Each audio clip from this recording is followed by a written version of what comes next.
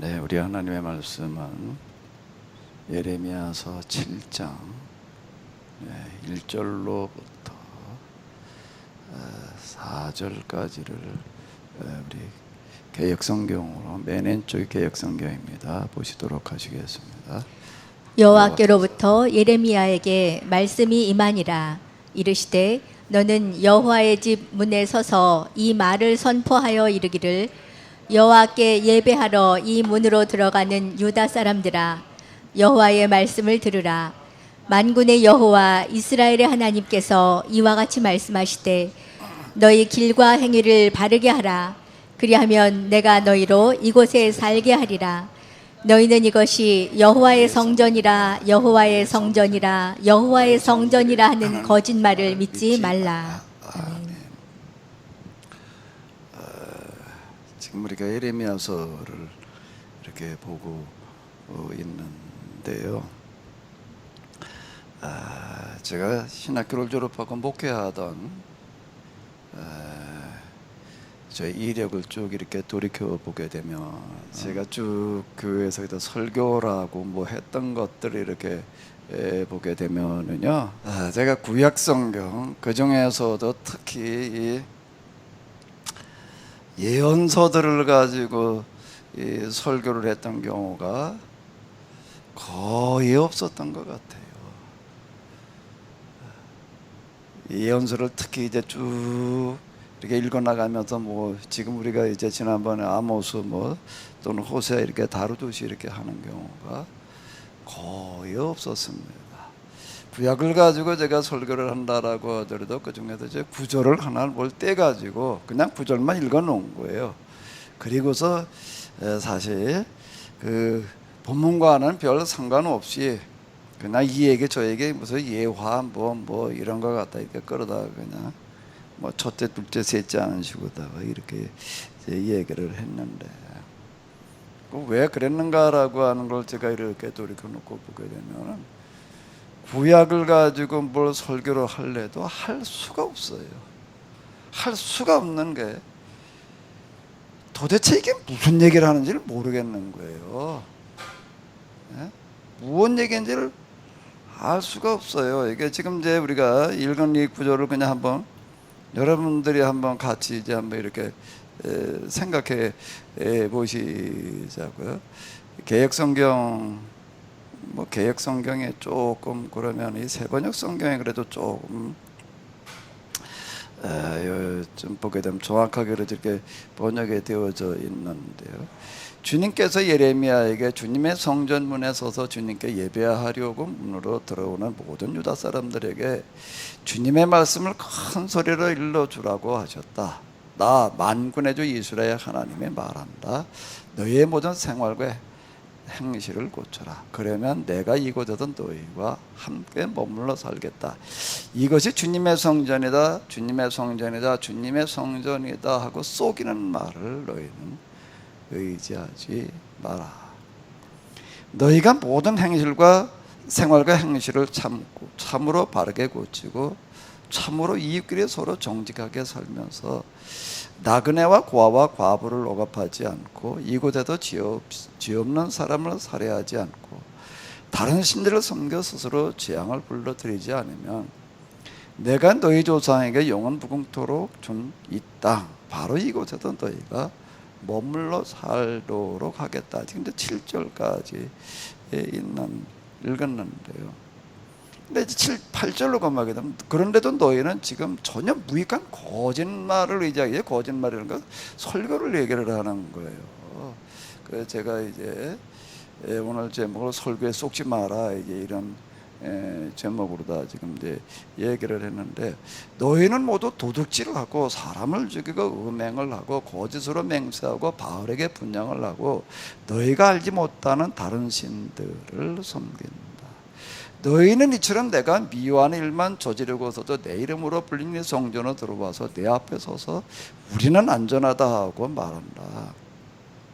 너희는 그런 여건 모든 일들을 또 되풀이하고 싶어서 그렇게 말한다. 그래 내 이름 불린 이 성전이 너희의 눈에는 도둑질이 숨는 곳으로 보이느냐. 여기까지 벌어지는 온갖 악을 나도 똑똑히 다 보았다. 주의 말이다.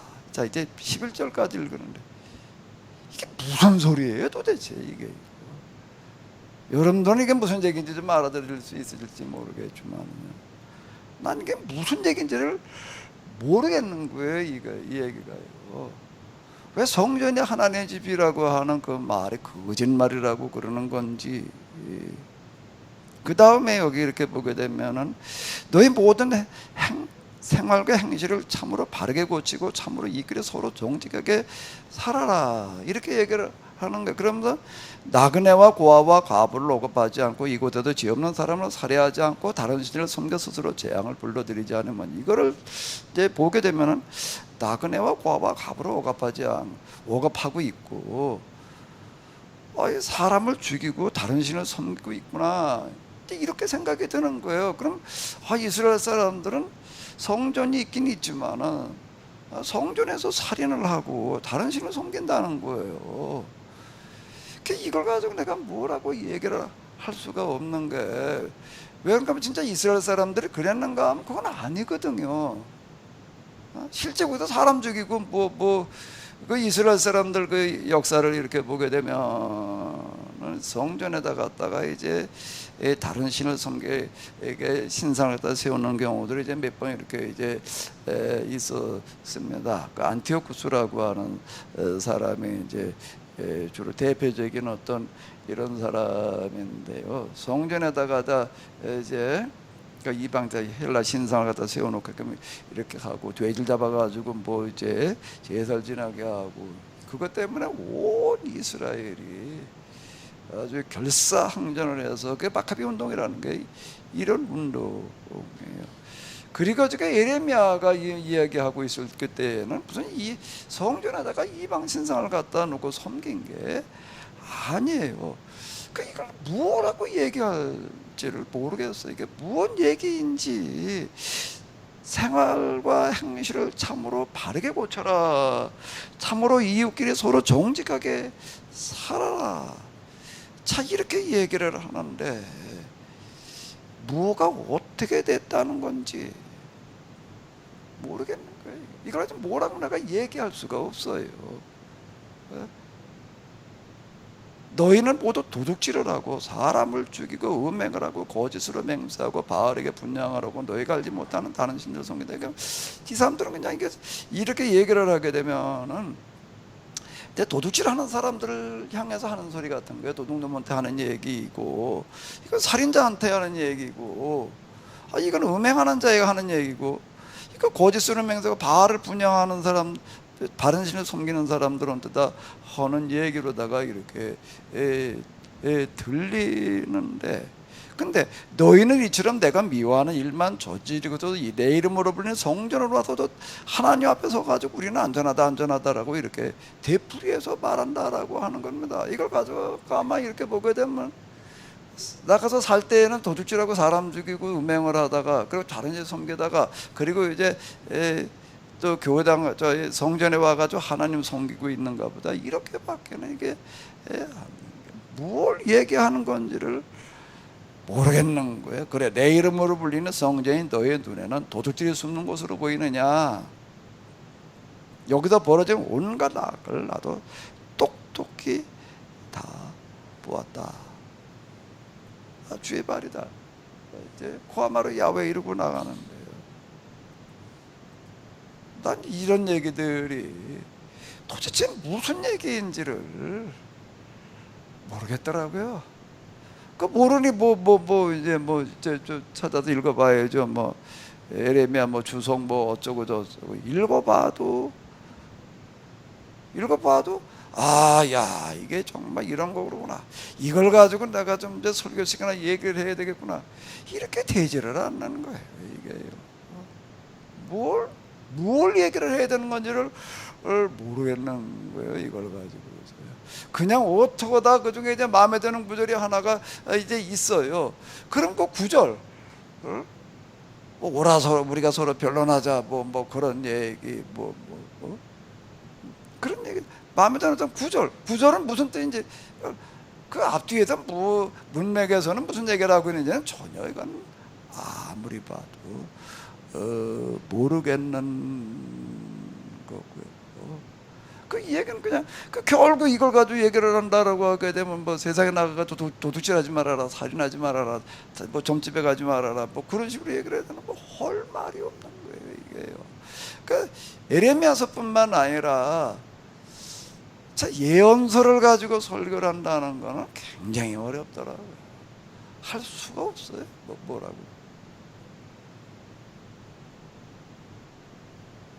순환주간 같은데 이사에서 53장 같은 거죠. 이런 거 나가지고 좀 뭐 이렇게 예언되어져 있었단 말이에요. 이런 거 나가지고 좀 얘기를 하다가 많은 거죠. 그러다가 제가 이제 1993년 4월 5일 성경 읽다 가슴에 뜨거워져 가지고 와서 이제 여기 기도를 하러 이렇게 이제 만 40개월을 이렇게 다녔는데요. 한 40개월 기도를 하러 와가지고서 이제 어쨌든 40개월 기도하고 나가지고서 이제 처음에는 제가 지금 그 비움의 길이라고 하는 걸 좀 정리를 놨고요.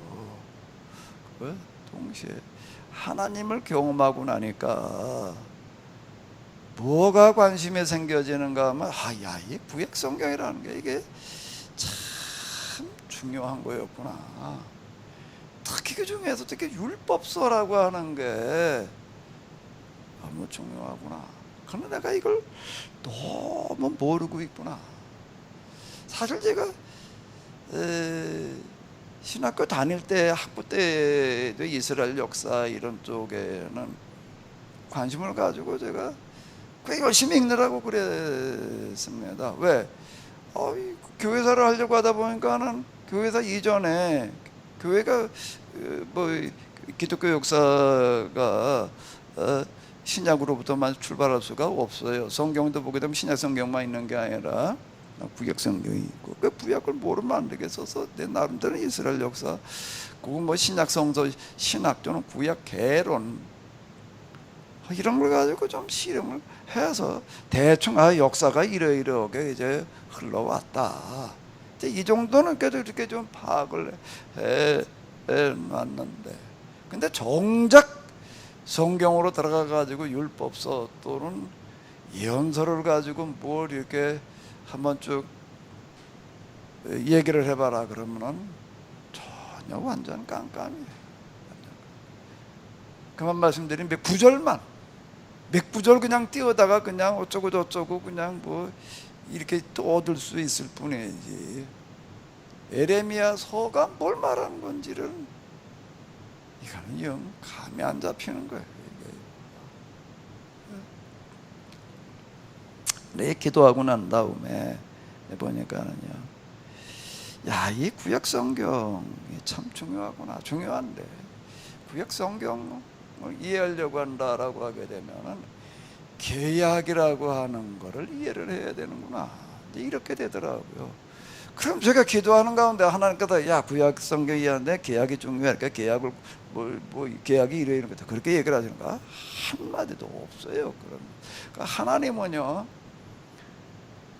하나님께서는 그렇게 일일이 세밀하게 설명하시는 분이 아니에요. 그분은 그냥 화두만 던져 놓으시는 분이에요. 그래서 그 나머지는 너 네가 이제 어디 씨름해서 해봐라 이런 식인데, 내가 왜 그러면 구약 이 계약을 알아야 되겠구나라고 생각을 했는가라고 하는 거 뭘 가지고 그랬을 것 같아요. 제가 뭐 이 얘기를 여러분들하고 많이 하니까 뭐 때문에 그랬을 것 같아요. 제가 하나님을 뭘로 만났다고요? 하비루이신. 하비루라는 게 뭘 말하는 거라고요?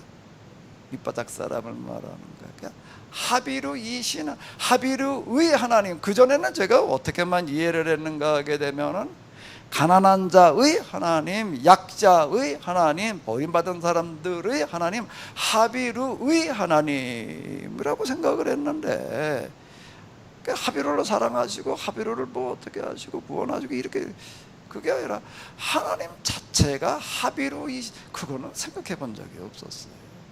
하나님이 무슨 합의로 해? 하나님이 세상 모든 만물을 다 주관하시는 분으로서 저 하나님 나라에 그냥 거기 보호자에 앉아가지고서 이 세상 모든 것들을 다 이렇게 지배하고 통치하시는 그런 분이지. 이렇게 생각을 했지.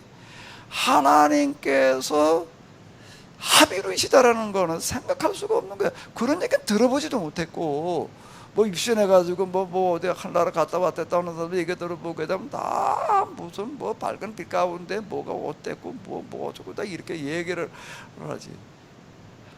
내 기억에는 어디 읽은 거에서도 그렇고 무슨 경험담을 가지고 간증을 하는 거에서 그렇고 하나님이 합의로 계시더라. 야, 하나님을 만나보니까 말이야, 그분은 뭔가 하면 이 세상에서 그냥 잘 비천한 사람들이라는 그냥 잡부로 계시더라 말이야. 잡부 중에서도 완전 상잡부더라. 그것도 이 일을 몇 시부터 몇 시까지 하는가 하게 되면 출퇴근이 있는 것도 아니고 그냥 하루 종일 24시간 그러고 쉴 날도 없어. 그러지.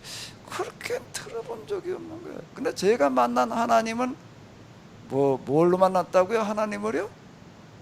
합의루의 하나님에서 뭘로 바뀐 거예요? 합의루? 고거가 그렇게 달라지더. 하나님의 합의루이시다.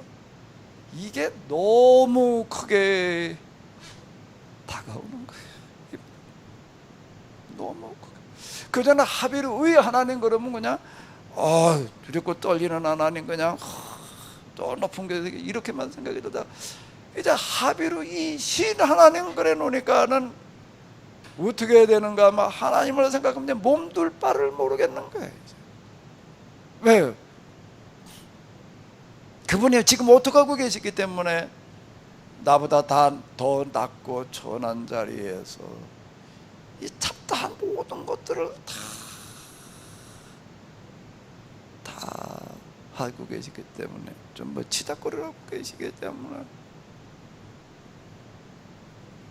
그 전에 그냥 뭐 숨 쉬는 게 숨 쉬는 거지, 뭐 밥 먹는 거 밥 먹는 거고, 그냥 이렇게 생각을 했는데 합의루이신 하나님으로 만나니까는, 야, 지금 내가 이렇게 숨을 쉬는 거가 뭔가 하면 하나님께서 그냥 잡일을 도맡아서 해주셨기 때문에, 그냥 뭐 산소라는 게 있어가지고서 산소라는 거를 호파에서 물러내가지고서 그냥 이러는 거지. 그냥 그럼 그렇게밖에, 산소를 만들어 놓으신 하나님 거죠. 이렇게 살아가지고 만들어 놓으신 하나님, 이렇게밖에는 생각이 안 들었는데, 그런데 공기 중에 산소가 저절로 있는 게 아니라 이게 뭐 녹색 식물에서 녹색 식물이 그냥 사는 게 아니라 그냥 풀이 있어라 그러니까 풀이 있었지, 나무가 있어라 그러니까 있어서 그냥 이렇게 있는 거지 이랬는데, 있어라 그러니까 있었지가 합의루이신 하나님으로 만나고 나서 보니까, 야, 이걸 하나님께서 이걸 다 지금 농사를 지으시는 거로구나, 가꾸시는 거로구나. 그 예수님의 비유의 말씀 가운데 보고 좀 농부의 비유가 아니나, 그 전에 비유의 말씀으로만 한 거예요. 그냥 예수님께서 그냥 이해하기 쉽게 그냥 씨 뿌리는 자의 비유, 뭐 기타 등등 뭐 이렇게 비유로 얘기하신 거다, 이렇게만 들렸던 거가, 참, 하나님은 농부. 근데 농사라고 하는 거가 이게 보니까는 그냥 뭐 한두 가지가 아니야. 이게 뭐 5만 가지가 다 있어 놓으니 이걸 갖다가 다 키우실래니. 올해도 이쪽에 올라오는 길을 여기 이 금방다에도 저 코스모스로 좀 이렇게 갖고 보자 이래가지고, 언제였지? 지난 주일이었나? 몇 사람들이 아주 그냥 빡세게 일했습니다. 빡세게 일해가지고서, 나도 코스모를 직접 내가 심어본 적은 없어요. 씨를 1kg를 사다가 그냥 뭐 1kg면 얼마큼 분량이냐 그랬더니 그 사람 얘기가 한 100평에다가 뿌릴 수 있대. 100평. 그런 놈거를 몇 평에다 갖다 뿌려놨나, 다 1%나 나도 다 뿌려놨어. 그냥 다 뿌려놓은 게 몇 평이나 되지? 저게 한 10평이나 되려나? 이게 딱 30평이에요. 이게 딱 30평이니까 아마 한 10평도 안 될 것 같으네. 한 그 8평에다 갖다가 다 뿌려놨어. 그냥 다 베개 그냥 모판을 본 거야. 그냥 모판을 보 가지고 갖다가 이제 모내자 그 코스모스 심어본 적이 없어가지고 이렇게 뿌려가지고 며칠 만에 나는지를 알 수가 없더라고요. 근데 뿌리자마자 그날 밤에 비가 왔어. 내일 오늘 밤에 비가 온다고 그래가지고 그날 부랴부랴 그냥 또 심은 거예요. 일기예보가 나오니까.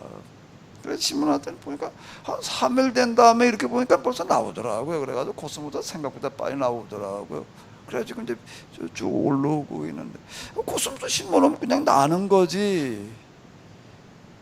그런 거가 하나님을 합의로로 만나고 나니까, 야, 이걸 하나님께 더 놔두록 또 이걸 그냥 이루고 계시구나, 이렇게 보이는 거예요. 이게요. 네. 내가 하나님을 합의로로 만났다는 건 이걸 얘기를 하는 겁니다. 하나님의 이제 존재 양식이 합의로더라. 제가 이제 합의를 위하시는 하나님이 아니라 하나님의 존재 양식인데 그 말을 쓰는 거 합의로이시더라. 저는 그냥 꽃이 피어서 꽃이 폈나 보다. 그냥 뭐 지금 특히 내가 뭐 가지고 너무 실감이 났는가 라고 한다 라고 하게 되면 벚꽃이 피잖아요. 그냥 벚꽃이 그냥 뭐 봄 되게 폈네. 근데 꽃송아리를 쳐다보고 있다가 보니까, 야, 이걸 피워놓기 위해서 이게 하나님께서 얼마나 이거를 노동을 하셨을까. 꽃송아리 하나하나가 이게 다 뭐로 보이는가 하게 되면 하나님의 손길로 보이는 거예요. 그러니까 큰 벚나무 밑에도 쳐다보니까 꽃송아리 시려고 하다 보니까 그걸 어떻게 쉬워. 근데 벚나무가 한두 개인가? 이게 그전에 벚나무가 뭐 꽃이 피지 이렇게 생각하던 거가, 야, 이거 하나하나 다 이렇게 자동화가 아니라 수작업인 거예요. 수제화하는 거야 이게. 모든 게 다 그렇게 보여요. 이게요. 그렇게. 이거 하나 경험한 겁니다. 이거 하나를 경험하고 난 다음에 모든 게 다 그렇게 보여요. 그 다음에 성경도 보다가 보니까 이제 이런 식으로 보이다가 보니까 그냥 전에부터 읽었던 이스라엘 역사, 무슨 구약성서 신학 뭐 어쩌고 저쩌고 읽었던 그런 것들 가운데서, 맞아, 그죠, 계약이라고 하는 게 있었지. 그 계약이라는 건 뭐 신학교도 볼 때는 뭐 계약 뭐 주르르 얘기를 할 때 뭐 계약 뭐 그렇게 생각을 했나 보다 그냥 넘어갔던 이런 거가 하나님을 합의로 경험하고 나서 보니까, 야, 자, 이 세상 모든 것들과 하나님과의 관계라는 것 자체가 이게 계약이었구나. 선악과라고 하는 거가 그전에는 뭘로 배웠는가 하게 되면은 과일만 보인 거예요. 그 뭐 영어 성경으로 뭐 어디 이렇게 보고 있으니까 뭐 선악과를 뭐라고 하는가, 뭐 아담스 애플 뭐 그러던가, 아담의 사과. 아마 그래가지고 어떤 사람이 그 핸드폰에 사과라는 이름을 갖다 붙여놨는가 봐. 사과 있죠? 핸드폰 가운데 사과, 한쪽 비워먹은 사과. 그거 저 아담의 사과인 것 같아. 아담이 한입 비워먹었잖아요. 그거 가지고 만들어 놓은 거 같아. 그거 어느 사람이 만들었나 그거?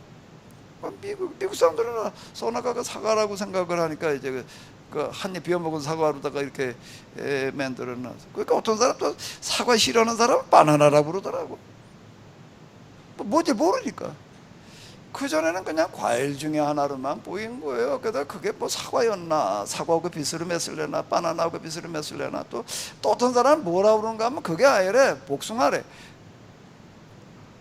뭐 생각하고 싶은 대로 생각하는 거지. 저 좋아하는 대로 그냥 얘기를 하고 그냥 그렇게밖에는 안 보였는데, 창세기를 읽은 데로 가다 보니까 선악과라고 하는 게 계약으로다가 이렇게 비로소 보이는 거예요.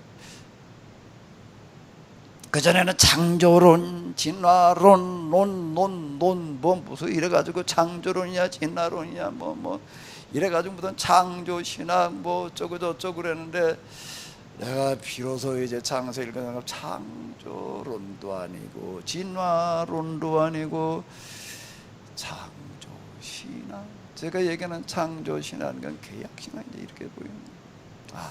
참, 이 피조물과 하나님과의 관계라고 하는 거를 뭘로 얘기할 수 있는가 하면 참, 계약이라는 걸로 이해를 해야 되는 거로구나. 이제 이렇게 이제 이게 보여져 가지고 야, 다른 게 아니라 계약을 먼저 이해를 해야 되는 거로구나. 이래가지고 제가 이제 뭐를 하게 되면 계약이라고 이름자 붙은 뭐 책들을 이제 주워다가 이제 읽기 시작을 하는 거예요. 그리고 이제 계약에 대해서 눈을 뜨려고 이제 뭐 그거 어렵더라고요. 왜 어려웠는가? 뭐라고들 떠들어대긴 떠들어대는데 이걸 계약이라는 이름자 붙은 거 다 갖다가 들여다 보는데 뭔지 감이 안 잡히는 거예요, 이게. 그래가 몇 년 동안은 아주 그냥 고3 수험생 공부하듯이 그거보다 더 했을 것 같은데 그렇게 몇 년 동안을 씨름을 해가지고서 내가 이제 비로소 뭐를 이해를 하게 되는가 하면 계약이라고 하는 걸 이해를 하게 된다. 성경에서 말하는 계약이라고 하는 게 이런 거구나. 근데 그 계약을 내가 이해해 들어가는 데는 하나님을 뭐로 만나는 거예요? 합의로 만나는 경험이 이게 기초가 된 거예요. 그래가지고 제가 계약, 그러니까 합의의 길이라고 하는 걸 쓰느라고 제가 몇 년 공부를 했다고요? 한 3년 공부했습니다.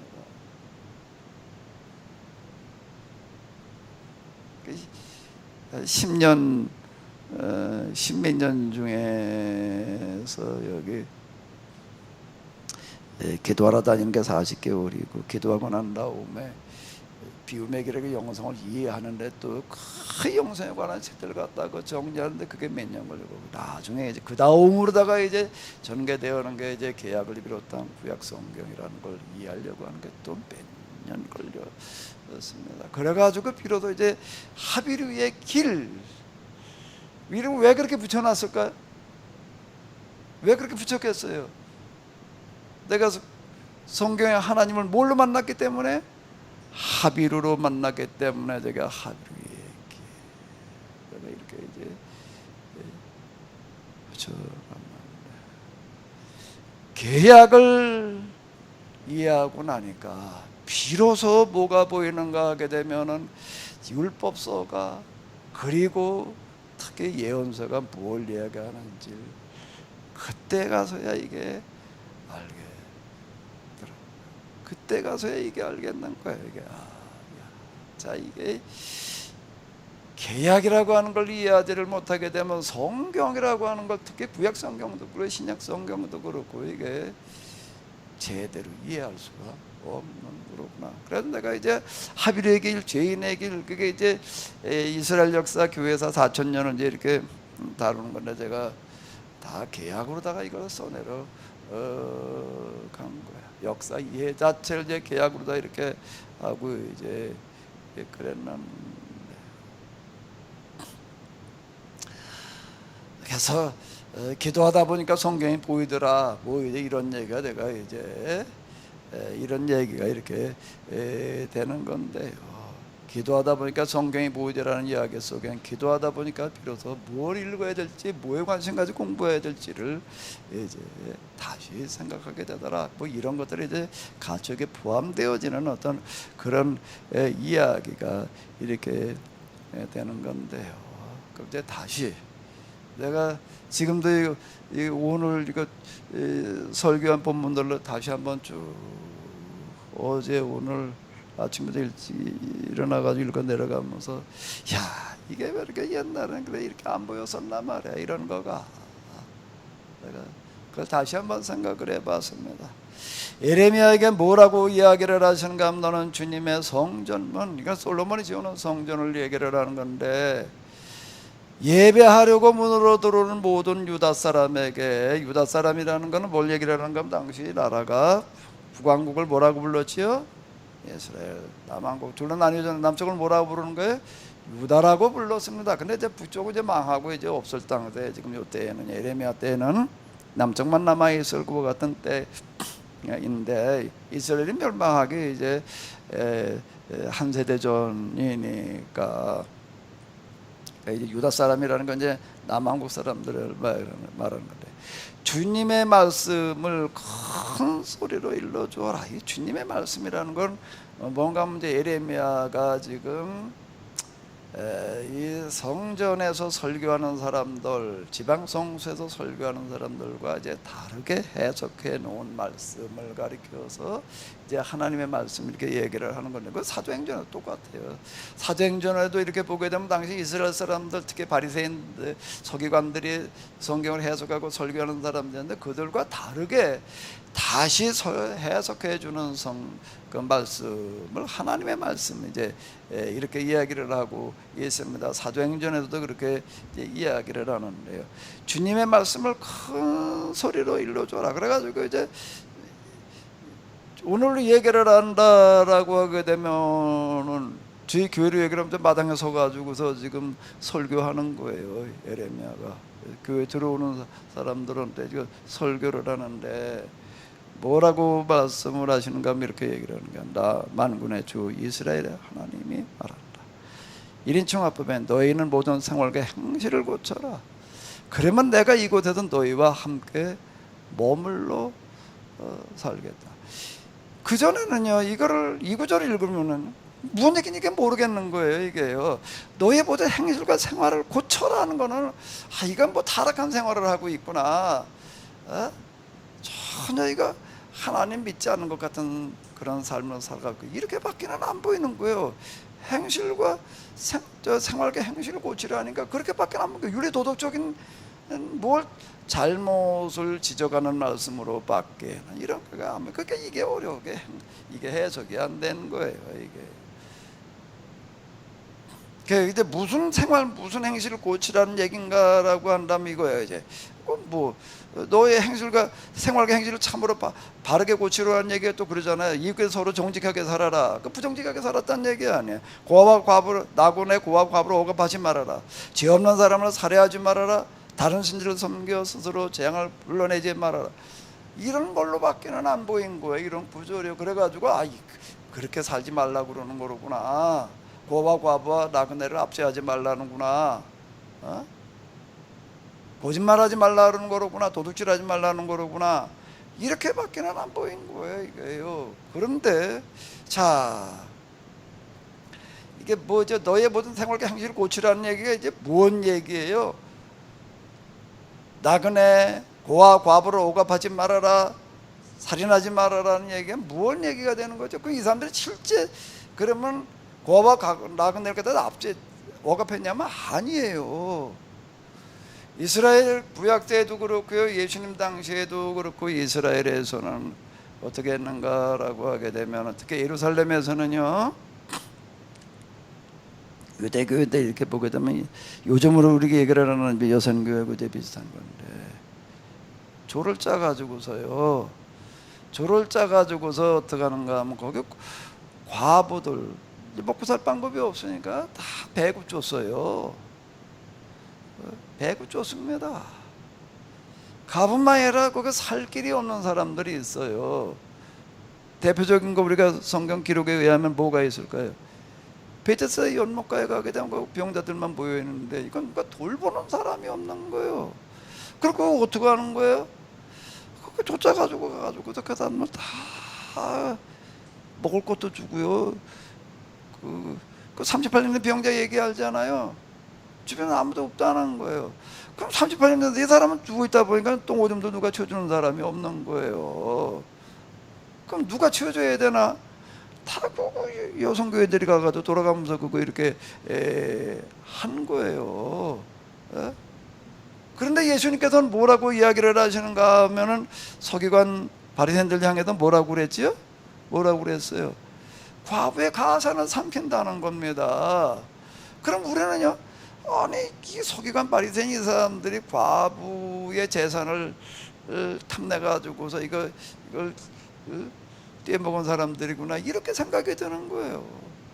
전혀 그게 아니라는 겁니다. 과부의 가살을 삼킨다고 이렇게 이제 얘기를 하시는 거고, 지금 또 같은 얘기가 이렇게 되는 건데, 그래서 제가 그 구절에 대한 주석들 이렇게 쭈르르 이렇게 보게 되고 그걸 어떻게 해석을 했는데, 내가 아까도 이제 예레미야서가 뭘 얘기를 하는지 아무리 이것도 모르겠어도 주석을 갖다 이거저거 뭐 유명한 주석들 몇 가지 있습니다. 갖다 봐도 모르겠더라.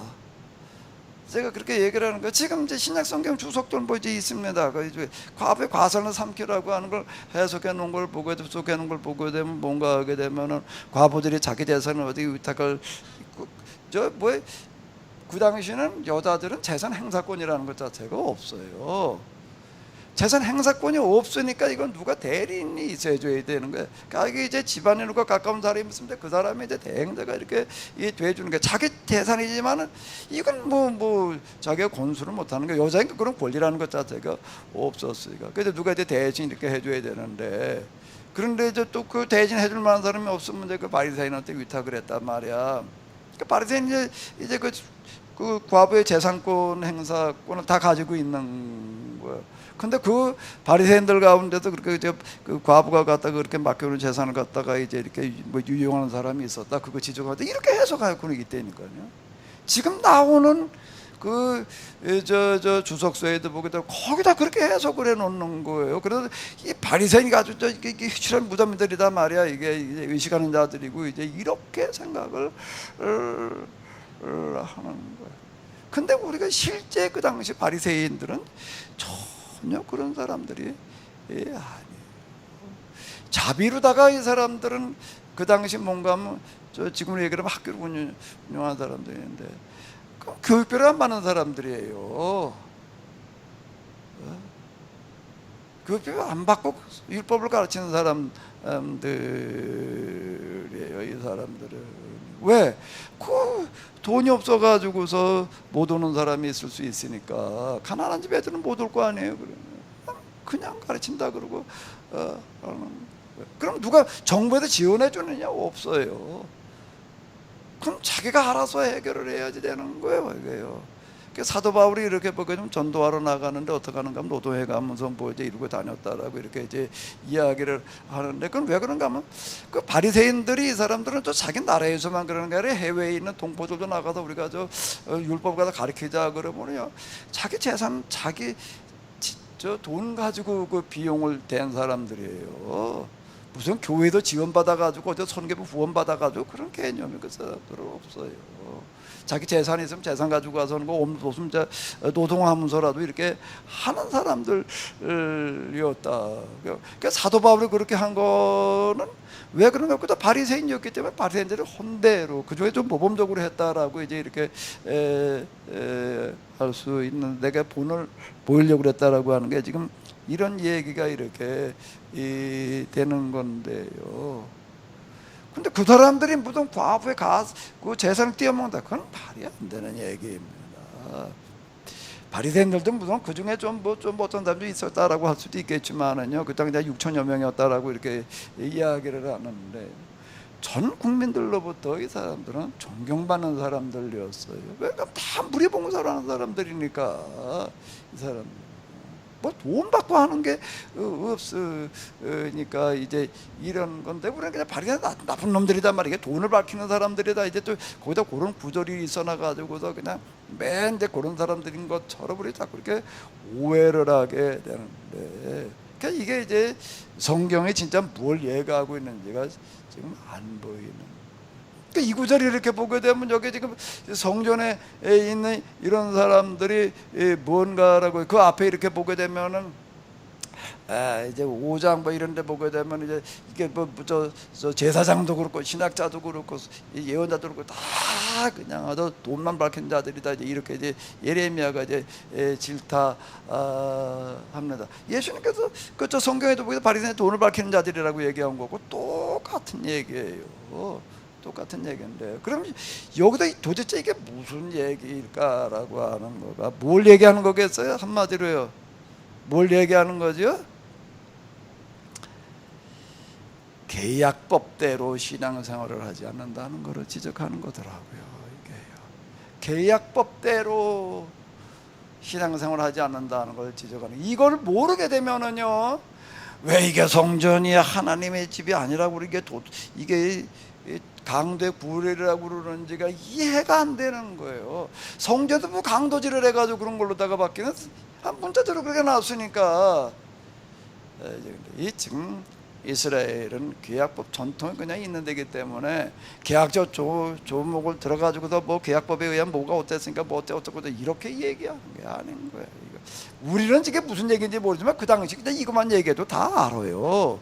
그 당시엔 다 알아듣게 얘기를 한 건데 이게 우리 수천 년 전 얘기야. 이게 수천 년 전이고 거기하고 우리는 완전히 문화가 다르다 보니까 우리는 무슨 얘기인지를 알 수가 없는 거예요. 그러니까 이 시간차를 건너뛰려고 한다라고 하게 되면은 이게 참 간단하고 쉬운 얘기가 이제 아닌데,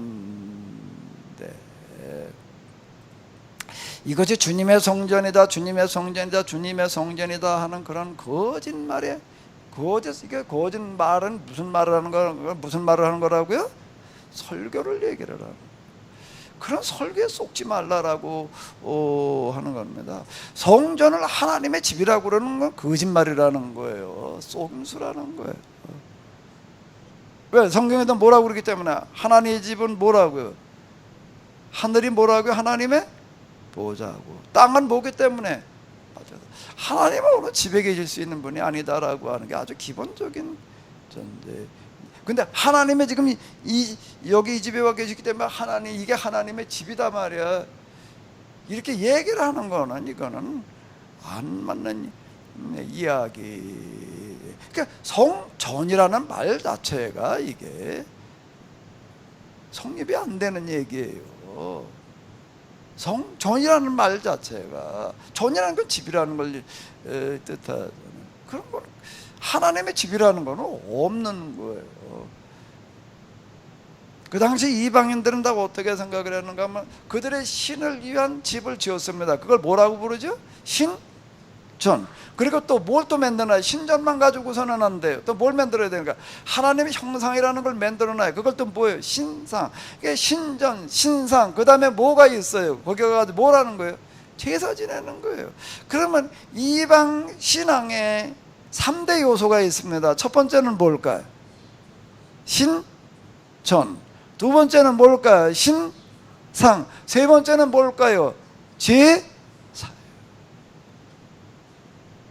이 세 가지가 뭔가 하게 되면 이방 신앙의 성립 요건이야. 이게 3대 요소인데, 그런데 지금 여기 이렇게 보게 되면은 7장 이제 쭈루루 내려가다 보게 되는데, 예수님께서도 하신 얘기고 예언자들이 똑같이 하는 이야기인데 한번 읽어보세요. 내가 너희 조상을 이집트 땅에서 데리고 나왔을 때에 내가 그들에게 번제물이나 다른 어떤 희생물을 바치라고 했더냐, 바치라고 명령이라도 했더냐. 그런 적 없다는 겁니다. 하나님께서 우리에게 제사를 드리라고 그래가지고 와서 제사 드린다라고 하는 것은 뭐라고 얘기를 하는가 하면, 나 만군의 주 이스라엘 하나님이 말한다 21절에 내가 너희에게 받고 싶은 것은 제사가 아니다. 내가 너희가 번제는 다 태워서 내게 바치고 다른 제물은 너희가 먹는다고 하지만 내가 허락할 때니 번제든 무슨 제든 고기는 다 너희가 다 먹어라 말이야. 난 그 제사 안 받는다 이렇게 얘기를 하는 거야. 난 그리고 너희한테 제사 드리라고 그런 적이 없다는 거예요. 그러니까 이게 참 이해가 안 되는 거예요. 아니, 출애굽기, 레위기, 민수기 이런 데 보게 되면 제사 드리는 얘기가 얼마나 많은데, 무슨 제사 드릴 때마다 뭘 어떻게 하라는 규정들이 얼마나 많아요. 근데 뭐라고 얘기를 하는 거야? 난 제사 드리라고 그런 적이 없대요. 그게 뭘 내가 구분해가지고 요건 하나님께 드려야 되는 거고 말이야, 이건 태워서 드려야 되는 거고, 요건 이제 우리가 먹을 수 있는 거고, 이렇게 얘기를 하는데, 야 그렇게 하지 말고 그냥 너 다 먹어. 고기는 너 다 갖다 먹어라 말이야. 이렇게 얘기를 하는 거야. 내가 언제 너희한테 제사 드리라고 그랬냐? 이게 도대체 무슨 얘기인지가 이해가 안 되는 거예요. 이게요. 어디든 제사 드리라고 그러고 어디든 제사 드리라고 그런 적이 없다고 그러고, 이게 무슨 얘기냐? 이게 이해가 왜 안 됐는가 하면, 이걸 가지고 뭐라고 얘기를 할 수가 없는 게 뭔가, 어쨌든 내가 이해가 안 되니까. 뭐가 왜 이해가 안 됐다고요? 계약법에 대한 이해가 없다 보니까, 계약법에 대한 기초가 없다 보니까 이게 안 보이는 거예요. 이런 것들은 가지고 뭐라고 얘기할 방법이 없었던 어떤 이런 건데,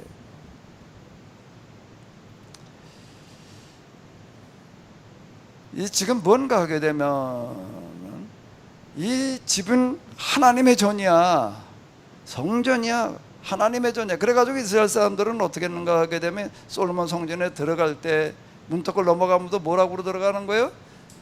하나님의 성전이다. 하나님의 성전이. 근데 여호와라고 이렇게 하는 단어를 못 쓰니까 주님의 성전이다. 아도나이 그렇게 주님의 성전이다. 3번 그러고 들어가는 거예요. 왜? 이건 하나님 앞에 내가 나간다. 나갈 땐 또 뭐라고 나가나요? 주님의 성전이다. 주님의 성전이다. 그렇게 가르쳤습니다.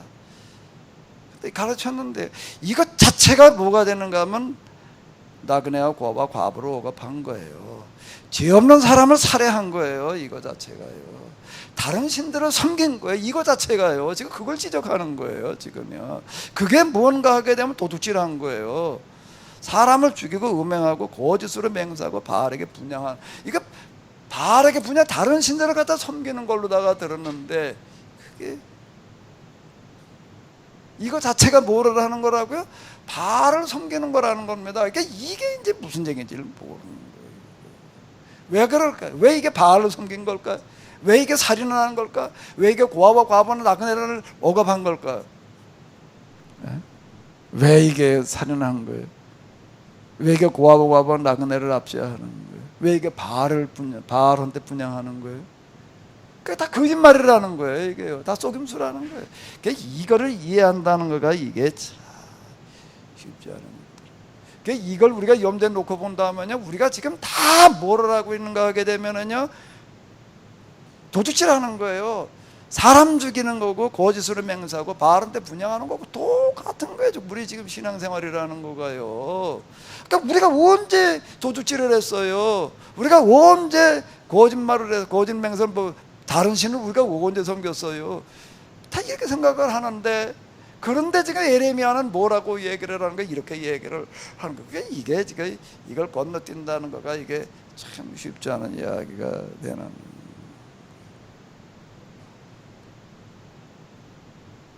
댕긴 지가 몇 년 됐는데,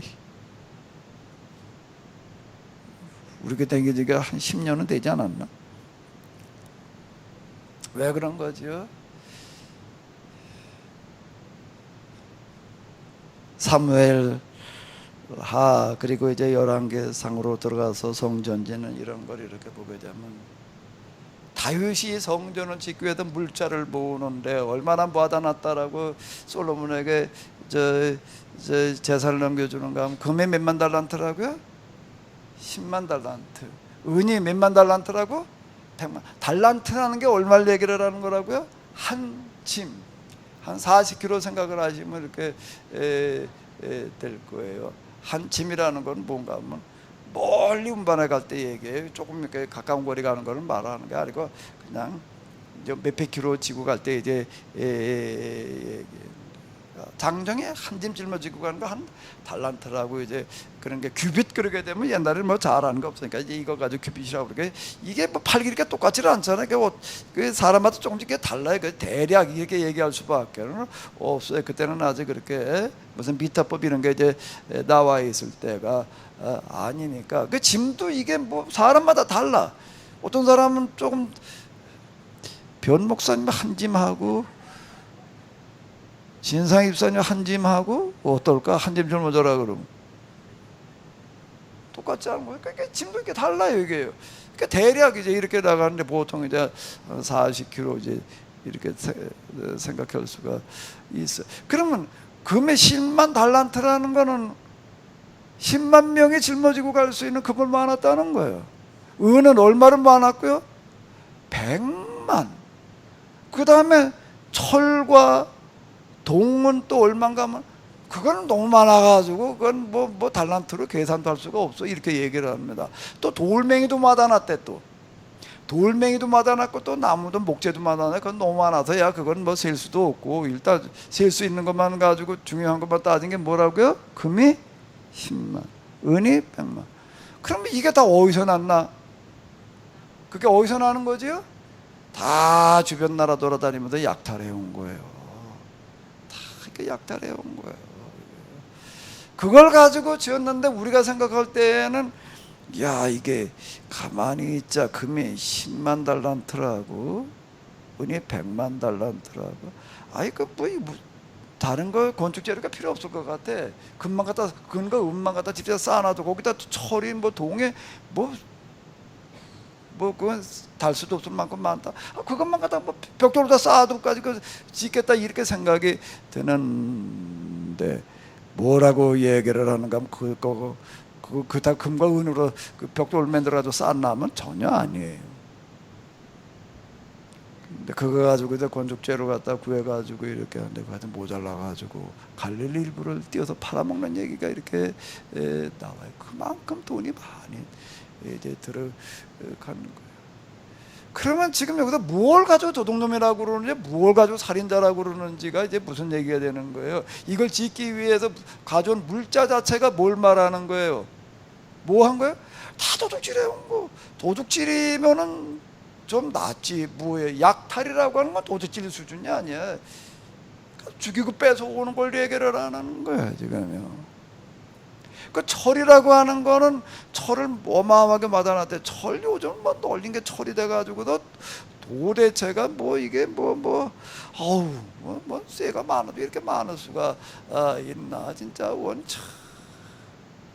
옛날에는 쇠 하나 만들어내려면 어마어마하게 힘들었습니다. 이게 철기 시대, 이거 저 철기 시대 이제 저 문턱계 이때는요 철은 엄청 귀할 때입니다. 그 철들은 주로 무하는 철들은 뭐 하다 놨을까요? 무하는 철이었을까요? 철광석이 저 철광 광산에 가가지고서 그거 원소 원석에다가 저 재련해내다 만들어낸 그런 쇠들 뭐 얘기하는 걸까요? 뭘 얘기하는 걸까요? 농기구들을 뺏어온 걸 얘기를 한 겁니다. 주로 그 농기구 만들어 놨거든요. 이거. 그 농기구를 뺏어다가 이걸 이렇게 쌓아놓고 있는 거예요. 뭐 하겠다고? 그러면 그 뺏어오면은 그 농기구가 없으면 이 사람은 도끼 다 쇠종자 생긴 거 다 가져가 버리면은 그 이 사람은 어떻게 해야 되나? 굶어 죽는 거예요 지금요. 이걸 지적하고 있는 얘기예요. 그러니까 이런 것들은 이게 읽혀지지를 않으면은 성경이 뭘 얘기하는지를 알 수가 없는 거예요. 이게요. 그러니까 이런 걸 갖다가 이렇게 뺏어 가지고 와가지고서는 그냥 성전 만들기로 하나님의 집이야. 야 그리고 이제 여기서 우리가 또 어떻게 해야 되는가 하면 신상은 안 만들어 놨지만 여기다 또 법궤라는 걸 때 대신 만들어 놓고 그리고 그 앞에다 갖다 이제 성대한 제사를 드려요. 그러면 하나님께서 이 제사를 받으시고 말해 우리가 복을 내려주시 이렇게 얘기를 하면 그게 뭘 말하는 건가? 그게 바알을 섬기는 짓거리인 거예요. 그게 바알을 따로 성전에다 갖다 신상 같은 거 섬겼다 이렇게밖에 안 들리는 거예요. 이게 오늘 우리가 읽으면요 이게요. 그래서 하나님도 믿으면서 또 바알도 섬기는가 보다 이렇게 생각하는데 그 얘기가 아닌 거예요. 지금 이게 제사 행위 자체가 이게 뭐가 되는가 하면 바알 제사하고 똑같은 거 돼버리는 거예요. 그 자들은 어떻게 하는가 하면 가서 전쟁을 하러 가가지고도 저 남을 죽이고 뺏어가지고 와가지고서 신 앞에다가 감사 제사를 드리는 거예요. 감사 제사를 드리면서 뭐라고 하면 하나님께서 우리와 함께 하셔가지고 이번 전쟁에 가서 이기게 해가지고 이걸 약탈해가지고 왔습니다. 그래가지고 그거 갖다가 먼저 어디다 갖다 바치는가 하면 신전에다 갖다가 바치는 거예요. 그러니까 우리가 이렇게 이기게 해주셔서 이거 뺏어오게 해서 감사합니다. 그걸 뭐라고 불렀는가 하면 축복이라고 그런 거예요. 그러니까 신이 복을 줬다는 거예요. 그런 식으로 생각하는 거를 뭐라고 그러는가 하면 질타하는 얘기야. 지금 바르게 분양을 하고 너희가 알지 못하는 신들을 섬긴다. 성전에도 이런 식으로 하고 또 일반 민간 신학으로 내려가면 진짜 신상을 갖다 만들어 놓고 이제 수호신 시대에다 다신론 시대면 그렇게 하는 사람들 뭘 일부 있어요. 이거 예레미야가 지적하는 거는 지금 그걸 지적하는 게 아닌 거예요. 지금 여기. 예루살렘에 지금 성전 문 앞에 서가지고서 지금 여기서 외치는 거는 저 민간 신학에 잘 모르는 사람들이 가서 그냥 점 치러 다니고 어쩌고 저쩌고 하는 거 가지고 다른 성입니다. 그거 지금 싫다는 얘기가 하는 게 중앙성소에 지금 제사장들 거기 설교자들 그리고 거기 와가지고서 지금 그 예배를 드리기는 왕과 그리고 이 귀족 고위 관리들을 향해서 지금 하는 얘기가 되는 게 살인하고 지금 와가지고 예배드리겠다라고 그리고 복받겠다고 그러겠다라고 지금 그 얘기를 하는 얘기가 되는 건데 이게 근데 그렇게 읽히지를 않는 거예요. 이런 부분들이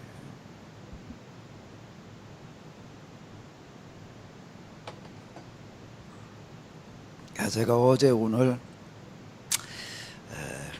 어제 오늘뿐만 아니라 제가 이제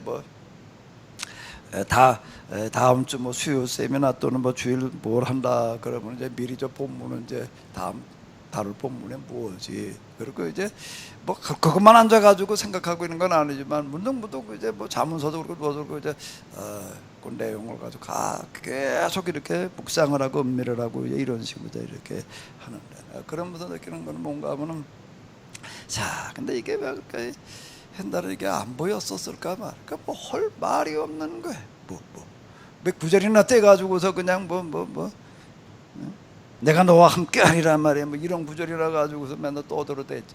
할 말이 없는 거야. 근데 하나님을 합의로 만나고 계약이라고 하는 걸 가지고, 계약이라고 하는 걸 씨름을 해가지고도 조금 제대로 눈뜬 것도 아니고 조금 계약이라는 게 이런 거구나라는 걸 보고 나가지고 보니까 예언서 가운데 어디를 펼치더라도 오늘 우리의 상황과 오버랩되지 않는 게 없는 거예요. 이게 지금요. 귀 있는 자는 들을지어다라는 얘기가 참 보였던가. 너희는 이처럼 내가 미워하는 일만 저지르면서도, 이건 뭔가 미워하는 일이라는 건 뭔가 하나님께서 이스라엘 사람들을 가나안에 들여보내는 걸 가나안 사람들 다 그러고 살아가는 거예요.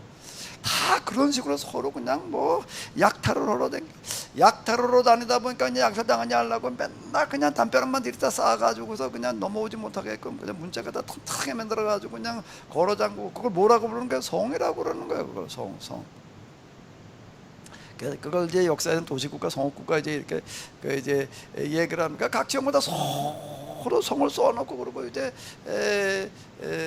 사는 시대였는데, 여리고 성을 가도 돌아라, 그거 허물어 버린다는 얘기가 뭔 얘기인가 하면은 이런 얘기가 약탈 문화를 근절한다는 얘기가 되는 거예요. 성을 헐어버린다는 것 자체가, 성이 생겨난 것 자체가 왜 생겨났으니까 약탈 전쟁 때문에 생겨나는 거예요. 그러니까 약탈 전쟁 없어버리면 그러면 성이 더 필요한가 없나? 필요가 없다니. 그러니까 성벽이 무너졌다라는 그 얘기 자체가 뭘 얘기를 하는 건가라고 하게 되면은, 하나님께서 이스라엘을 가나안에 들여보내신 거가 뭐를 없애러, 뭘 근절시키러 보내셨다고요? 약탈 전쟁을 근절시키러. 그러니까 성을 쌓는 필요가 없게, 성을 튼튼하게 쌓아서 약탈을 와서 약탈해가지 못하게 해야 되는 거야? 아예 성을 쌓아놓을 필요가 없게 만들어놔야 되나? 그러면 하나님께서는, 야, 내가 성 쌓는 비결을 알려줄게. 성을 쌓을 때 말이야, 이렇게 가지고 쌓아. 신공법, 신재료를 알려주셔가지고 성을 튼튼하게 쌓아가지고 누구도 와가지고 약탈해가지 못하게 할까요? 아니면은 약탈이라고 하는 것 자체가 없어지게 하실까요? 하나님이시라면. 이방신들은 어떻게 하는가 하면 자기 신의 이름을, 명예를 걸고 이게 맹세라는 얘기예요. 그 신의 이름으로 그냥 어마어마하게 성벽을 갖다 높이 쌓아놓고 거기다 신전을 지어놓고, 이제 우리 하나님께서 지켜주신다 이렇게 얘기를 합니다. 뭘로 지켜준다는 거예요? 성벽으로 지켜준다는 겁니다. 이 성벽을 이렇게 튼튼하게 쌓으니까 우리 하나님 지켜주셔서 이제 끄떡없다 이제 이렇게 얘기를 하는 거. 그들이 지켜주는 하나님이 지켜주시라는 거 그런 거예요. 근데 성경에서 얘기하는 하나님께 지켜준다는 거, 성벽으로 지켜주신다는 얘기가, 그러니까 하나님이 성이시라고 그러는 거지. 하나님의 피할 바위라고 이렇게 얘기를 하고 있는 거죠. 그 얘기 자체가 뭘 말하는 거라고요? 약탈 전쟁 자체를 근절시켜 놓으시겠다, 이 얘기가 이렇게 되는 겁니다. 그런데 이런 것들에 대한 이해가 없다 보니까 이게 뭐가 어떻게 되게, 이제 하나님께서 말이야 우리 예루살렘 성을 지켜줘 가지고서 하나님께서 이 성에 무너지지 않게 해주셔가지고 우리는 안전할 거야. 이 말 자체가 어떻게 되는 거예요? 안 맞는 얘기가 되는 거예요. 이 말 자체가 안전하다 이딴 소리에 쏘가 넘어가지 말라는 얘기가 지금 그 얘기가 되는 겁니다. 다른 이방신들이 지켜준다라고 하는 안전과 성경에서 얘기하는 여호와께서 지켜준다는 안전은 개념이 다른 거예요. 방법이 다른 거예요. 근데 우리가 비스름하게 생각을 하고 그냥 이렇게 하다가 보니까 그게 뭔가 하면 다른 신을 섬긴다, 다른 신을 분양한다, 이렇게 이야기를 하는 거예요. 그러면서 또 여호와 이름을 부르고 있다라고 이렇게 얘기를 나 너희는 지금 내가 미워하는 일만 저지르고서도, 그러니까 다른 사람들이 살아가는 방식과 다를 바 없이 살아가면서 또 내 이름으로 불린 이 성전으로 들어와서 내 앞에서도 우리는 안전하다라고 얘기를 한다는 거예요. 너희는 그런 역겨운 일들을 이렇게 무토가 난다는 거예요. 이게 지금요, 되풀이하고 싶어서 그렇게 되풀이하고 싶어서 그러고 살아가는 거예요. 또 이게 도대체 세상 사람들이 살아가는 방식과 하나님 믿는 사람들이 살아가는 방식이 다르지라는 거예요. 그게 그거예요. 지금 그러고 있는 이런 꼬락서니를 가리켜서 지금 여기서 어떻게 얘기를 하는가라고 해도 예레미야는 이렇게 지금 질타를 하고 있는 겁니다. 나그네와 고아와 과부를 억압했다라고 그 사람들을 갖다 가지고 억압한다는 얘기가 아닌 거예요. 계약법대로 살지를 않다가 보니까 고아와 과부와 나그네라고 하는 사람들이 설 자리가 없어지고 고아와 과부와 나그네가 또 양산되는 그런 체제를 만들어 놓고 나가지고서는 어떻게 하는가 하게 되면 우리는 그래도 말이야 하나님께 이렇게 복을 주셨으니까 하나님에 대한 신앙이 있으니까 이 사람들 우리가 모른 체 하면 안 된다, 그러고 이걸 또 가서 이제 이게 뭔가 이제 축소도 나눠주려고 그러는 거예요. 그러면서 뭐라고 생각을 하는가 하면 참 나는 이렇게 하나님의 말씀대로 살아, 하나님의 사랑을 내가 실천하고 있어, 이렇게 하고 있는 거예요. 그 주로 누가 그러는가 하면 이제 부자층들이, 뭐 가난한 사람들이 그렇게 할 수나 있나, 뭐 그걸 왜 그런가 하면 율법대로 산다라고 하게 되면은 부자와 가난한 사람이라는 게 있을 수가 없는 거예요. 성경에서 얘기하는 사랑이라고 하는 거는 사회사업을 실천하는 사랑을 말하는 게 아닌 거예요. 이게 구분이 안 돼. 이게 고아 과부와 나그네를 가서 사랑한다는 게 뭘 얘기를 하는가 하면 그 사람들을 갖다 우리가 헌금해가지고 가서 이렇게 돌봐주자는 걸, 그걸 성경에서 얘기하는 사랑이라고 이렇게 생각을 하는 거예요. 이게요, 성경에서 얘기하는 고아와 과부와 나그네를 사랑하라는 얘기는 그 살아가는 방식과 체제 자체가 어때야 되는가 하면 고아와 과부와 나그네가 더 가난해져 가지고도 자기 힘으로 살아갈 수 없게끔 돼버리는 그런 세상을 만들어 놓지 않는 걸 말하는 거예요. 진짜 하나님이시라면 다시 한번 생각을 해봐요. 진짜 하나님이시라면 어떻게 지켜주시냐면 큰 성, 너무 튼튼한 성을 만들어 놔가지고서 지진이 일어나도 그냥 내지진 설계를 해가지고서 그냥 끄떡없이 쓰러지지 않게 만들어 놔가지고 지켜주시는 그런 안전일까요? 아니면은 아예 그런 성을 만들어 놓을 필요가 없이 만들어 놓는 안전일까요? 예? 여러분들은 어떤 안전을 원해요? 진짜 하나님이시라면, 이게 다 가짜 하나님이니까 그런 성도 쌓아놓고 그리고 거기다 신전 만들어 놓고 말이야, 우리 하나님이 우리를 지켜줄까? 뭘 지켜준다니? 우리 성벽을 누가 아무리 쳐들어와도 우리가 망하지 않게 놓을게, 이렇게 생각을 하는 거예요. 그런 안전을 부르짖고 있는 거예요.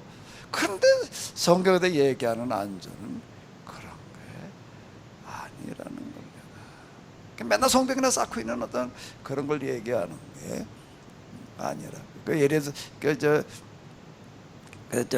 여리고성 무너뜨려 놓은 다음에 이제 그런 얘기가 나오고 있습니다. 이 성을 쌓는 자는 성을 여기다 다시 성벽을 쌓는 자는 아들이 죽고, 그다음에 성전 문짝 달다가 무슨 아들이 죽고, 이런 얘기가 나와요. 그게 처음엔 이해가 안 됐어요. 이게 하나님이 무너뜨려 놓은 성전이니까 이건 여기다가 다시 이렇게 한번 저주 내리신다는 얘기인가 봅니다. 이렇게밖에 이해가 안 되는 게 무슨 얘기인지 모르는, 성벽 다시 있다가 아들 죽고 뭐 하다가 또 뭐 죽는다니까 그냥 그런 얘기로밖에 안 들리는 게, 성경에 얘기하려고 하는 것 자체가 뭘 말하는 건지, 성벽 자체가 필요 없는 그런 세상을 만들려고 만들어가라. 근데 그게 아니고 또 성벽을 쌓으려고 드는 그런 짓거리는 하지 말라는 그런 얘기인데, 이게 안 보이는 거예요. 이런 얘기. 다시요, 진짜 하나님의 사랑이라면은 고아가 돼가지고 과부나가 나그네가 돼가지고서 이거 입에 풀칠도 못해가지고 그냥 맨날 그러고 이제 옥탑방에서 살아. 그래서 이제 어떻게 해야 돼? 이제 점심 때 와. 우리가 여기다 밥 줄게. 그래가지고 온 사람들한테 한 끼 먹여가지고 보내는 그걸 사랑이라고 그러실까요? 아니면은 진짜 하나님이시라면은 무슨 옥탑방이 있고 무슨 저택이 있는 게 아니라 다 그래도 비슷비슷한 집에 살아가면서 어떻게 하다가 남편이 죽고 어떻게 하다가 부모가 죽었어도 그래도 뭔가 서로 똑같이 빚을 먹여 살아갈 수 있게끔 만들어 놓는 그런 사랑을 베푸실까요? 예? 진짜 하나님이시라면은요. 그 우리가 하나님의 사랑을 실천한다는 건 뭘 한다는 거를 말하는 거예요. 우리 맨날 쏘가요 이게요. 맨날 쏘는 게 뭔가 야 우리가 어려운 사람을 좀 도와주면서 살자. 그걸 사랑이라고 그러는 거예요. 이거 그러니까 쏘는 거예요. 그걸 그런 걸 쏘지 말라는 거예요. 그런 거 쏘지 말라는 얘기가 이게 설교에 쏘지 말라는 얘기가 이게 예레미야는 그렇게 얘기를 하는 거예요. 그러니까 설교에 쏘지 않으려면 어떻게 해야 되나? 뭘 어떻게 목사님들이 똑바로 설교하면 되겠지 뭐 어떻게 하면 될까요? 여러분들의 성경 똑바로 알고 있으면 안 쏘아요. 보이스피싱 그거 요즘 뭐 별 희한한 방법들이 다 나와가지고 보이스피싱에 쏘가 넘어가지 말라고 강의로 돌아다니는 사람도 당했대나 아주 기발한 기법들이 나와가지고 미처 생각지 못하고 그냥 지금 이거 이런데 문자 같은 건 뭐 이제 뭐 이거 들어오지요. 뭔지도 모르는 거 봐요. 뭔가 그렇게 눌러봐요. 그럼 눌러봤더니 그냥 그러고 아무것도 그냥 뭐 별거 아니네 그러고 끝나요. 그런데 뭐가 문제일 수 있을까요? 그러니까 눌러서 열어놓은 순간에 어떻게 되는가 하게 되면 여기 화면에는 아무것도 안 나타나죠. 여기다 뭘 갖다가 주문하는가 하면 이제 저 프로그램 앱이라고 부르는데 이거 뭔가 하게 되면 이거 이제 해킹하는 앱을 갖다 여기다 이제 집어넣어놔요. 집어넣으면 그 다음에 스마트폰 일종의 이게 이제 컴퓨터에 여기 여러 가지 정보들 뭐 기타 등등 많이 들어가요. 이거 가지고 이제 결제하는 사람들 많이 있다. 여기서 그냥 결제를 해버리고 그 정보를 싹 빼나가 보는 거예요. 나도 몰라요. 내 스마트폰이 해킹 당한다는 거를 모르는 거예요. 그런 앱을 갖다가 깔아놓은 경우도 이렇게 수두룩. 그래가지고 이게요. 진짜 아주 확실한 거 아니면 뭐 누르는 것도 꽤 곤란해. 무슨 뭐 동화상 뭐가 왔다 뭐 한번 눌러봐라. 그거 굉장히 조심해야지. 그 특히 이거 모바일 결제 이런 거 그거 하고 계시는 분들은 그 상당히 신경 써야지 돼요. 그 요즘 저 금융 기관에서도 여러 가지 뭐 그냥 뭐 해가지고도 많이 이렇게 해놓는데 또 그걸 또 이제 다 그냥 무용지물로 만들어 놓은 또 그런 앱을 만들어 놓고 그냥 속수무책으로 당하는 거예요. 그래가지고서 그냥 한순간에 재산 다 털린 사람들이 수두룩하다. 이거를 어떻게 하면은 여기 안 쏘가 넘어가나? 야, 그따위 저 보이스피싱 하는 놈들 말 그놈들 없애가지고도 보이스피싱 안 하게 하자. 그게 가능할까? 안 돼요. 제약이 지배하는 세상 속에서는 그건 불가능한 방법입니다. 보이스피싱 속이는 놈을 없애가지고서 거짓말 하는 놈을 거짓말하지 않게 해가지고서 그거는 어려운 얘기고 어떻게 해야지 되나? 사람들이 다 똑똑해져가지고서 아무리 보이스피싱 해봐 속는 사람이 하나도 없으면 할까 안 할까? 성경에서 얘기하는 거짓말하지 말라는 얘기는 물론 거짓말하지 말라는 건 당연한 얘기고 뭐가 또 들어가는 얘기가 되는 거라고요? 거짓말에 쏘가 넘어가지 마라. 쏘가 넘어가지 마라. 보이스피싱 당하면 회개부터 하셔요. 억울하다가 어쩌고 저쩌고 이 나쁜 놈들 어쩌고 저쩌고 이렇게 얘기할 게 아니에요. 자 이래야 되는 이런 세상에 지금 우리가 살아가고 이게 이제 거짓 설교에 쏘가 넘어가지 마라라고 하는 설교하는 사람도 이게 내가 지금 거짓말한다는 걸 모르는 이런 시대. 다만 게다가 하나님 말씀을 가지고 뭐 성령 충만하게 뭐 이렇게 얘기한다고 이렇게 그걸 가지고 확신을 가지고 얘기를 하고 듣는 사람들은 또 그냥 하나님의 말씀인 줄 알고 아멘 하면서 은혜 받고 있고 그런 비극과 모순이 지금 우리 가운데 벌어지고 있는데요.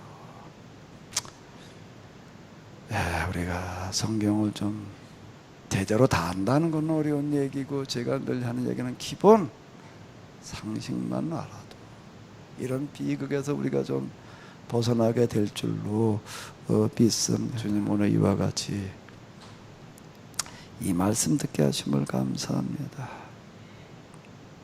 성경에 대해서 눈뜨게 하여 주시옵소서. 눈뜨게 하여 주시옵소서. 성경 하나님을 똑바로 알 수 있게 하여 주시옵소서. 왜 코로나로 말미암아 교회에서 예배를 드리지 못하게 되어져 있는지, 예배뿐만 아니라 그 활동 자체가 정지되어져 있는지 똑바로 알게 하여 주시옵소서. 내가 이런 교회, 그런 설교, 그런 교회 활동 더 이상 내가 못 봐주겠다라고 하는 하나님의 경고의 말씀인 줄로 압니다. 주님, 저희들에게 똑바로 들을 수 있는 귀를 허락하여 주시옵소서. 이제는 우리 주 예수 그리스도의 은혜와 하나님 아버지의 놀라우신 사랑과 성령님의 도우심이, 똑바로 아는 은혜, 들을 수 있는 귀를 주시는 은혜로 함께하여 주시옵시기를 간절히 축원하옵나이다.